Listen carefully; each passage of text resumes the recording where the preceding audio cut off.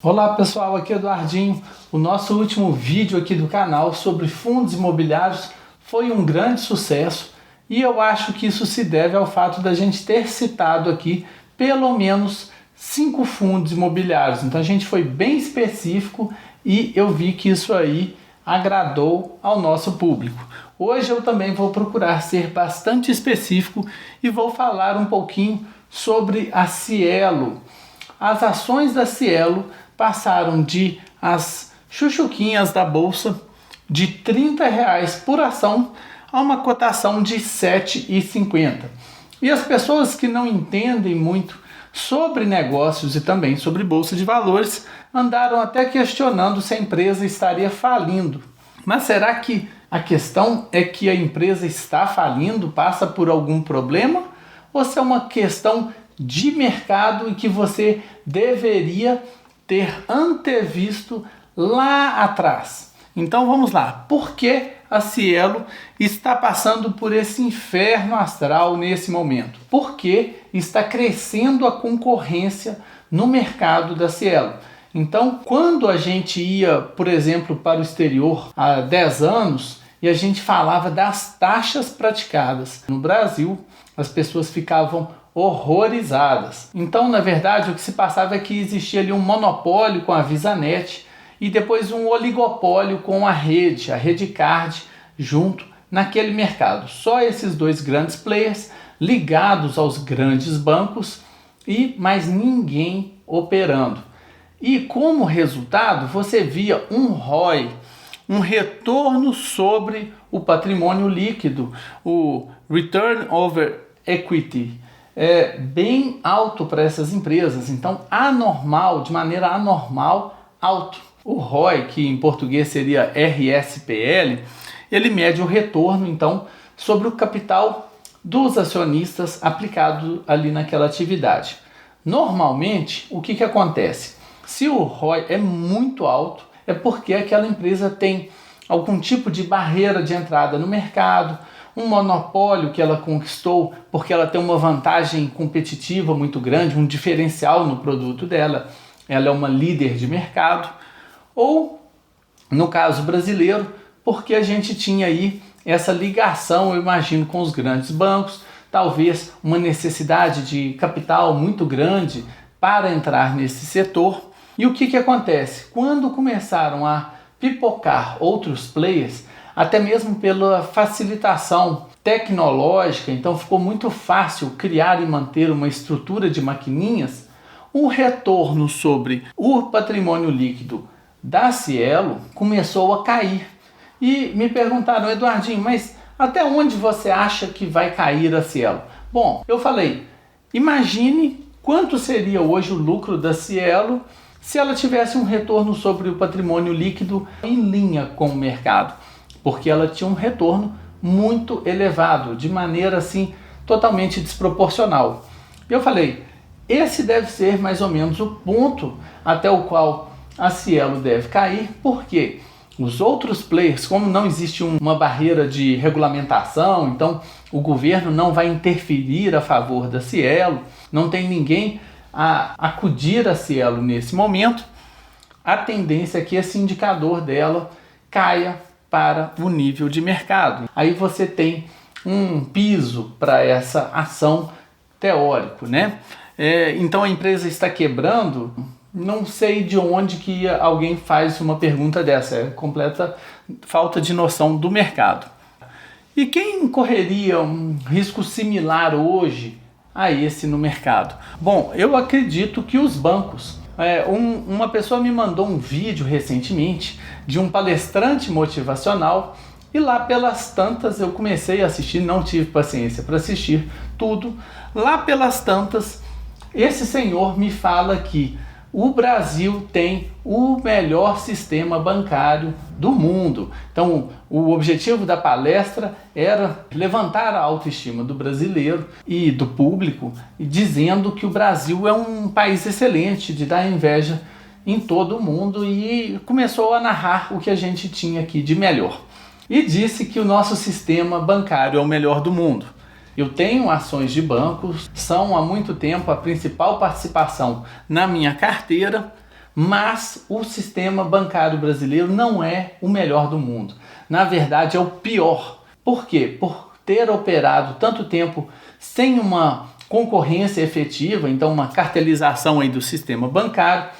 Eles fizeram como a VisaNet, a Redcard, mantiveram sempre as suas taxas de retorno lá em cima, porque não tem nenhum player que entra no mercado disposto aí a cobrar taxas racionais. Então, o retorno do patrimônio líquido dos nossos bancos é um retorno que não é normal para o resto do mundo. Então, um dia a casa vai cair para os bancos, assim como já caiu para a Cielo. A expectativa que eu tenho no longo prazo, eu acho que realmente os bancos vão passar por uma correção, assim como a Cielo está passando por uma correção.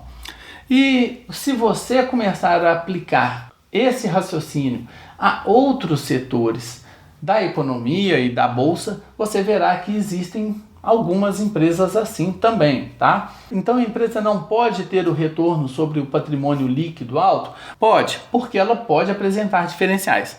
Mas quanto maior o retorno sobre o patrimônio líquido, maior o risco de concorrência, porque as outras pessoas, os outros investidores, os outros empreendedores ficarão tentados a abrir uma concorrência naquele nicho, naquele mercado. Se aquela empresa está faturando tanto, está lucrando tanto, por que não a gente abrir também uma empresa e concorrer com aquela? Esse é o pensamento normal de mercado, é assim que o capitalismo funciona, e na medida em que outros vão se aproveitando também daquele mercado, a taxa de retorno que era desproporcionalmente grande ali do pioneiro, ela também tende a cair.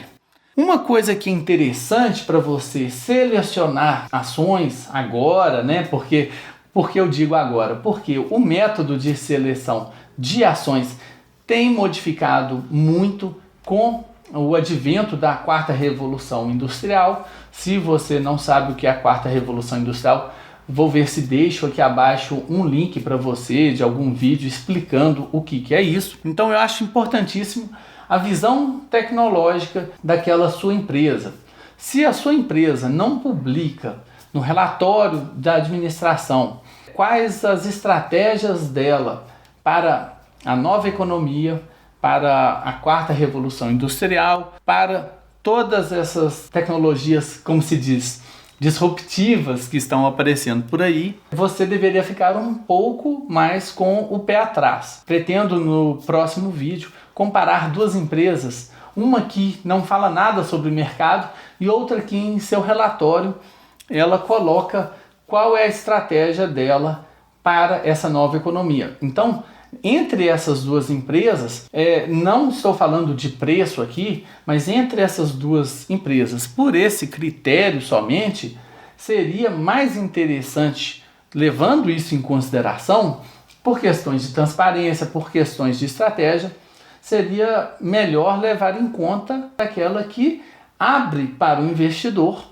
a sua estratégia. Então, a sua empresa ela tem uma visão de futuro? Qual é? Se não, existe alguma tecnologia que pode colocar as operações, o lucro daquela empresa em risco? Eu vou te dar um outro exemplo. Nós temos hoje na Bovespa alguns laboratórios de análises clínicas listados, ok? E recentemente eu vi na internet uma tecnologia de uma empresa que, se não me engano, se chama High Labs, que produziu um aparelhinho capaz de você realizar exames self-service em casa, nas farmácias. Então já existem farmácias parceiras onde a pessoa chega, realiza o exame, aquele exame é processado e dá o resultado para aquela pessoa.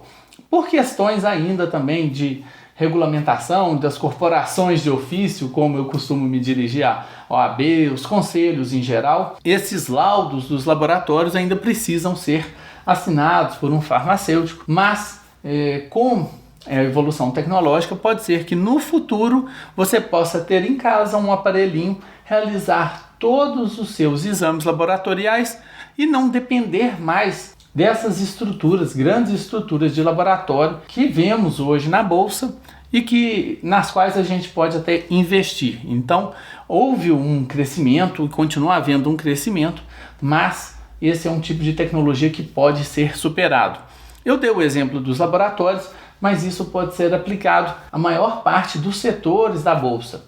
Então, nesse sentido, mais uma vez, que eu tenho batido muito na tecla de que a gente deveria, e é o que eu estou fazendo, buscar investir na nossa Bolsa realmente naqueles setores em que o Brasil tem algum tipo de vantagem natural ou estratégica. E naqueles setores dependentes de tecnologia ou que possam sofrer algum tipo de risco advindo da tecnologia, eu tenho nesse momento procurado investir lá na fonte, então no exterior, em empresas que estão na vanguarda tecnológica, ok? É isso que eu tinha para dizer.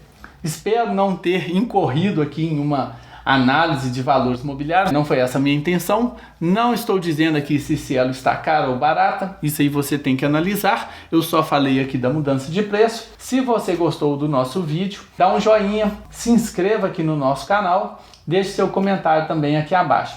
Um grande abraço e até o nosso próximo vídeo. E comente também, por favor, se você gosta de vídeos mais práticos assim, em que eu cite empresas, cite fundos imobiliários, ou aqueles vídeos numa linha mais generalista sobre como investir bem e educação financeira em geral, ok? Um grande abraço!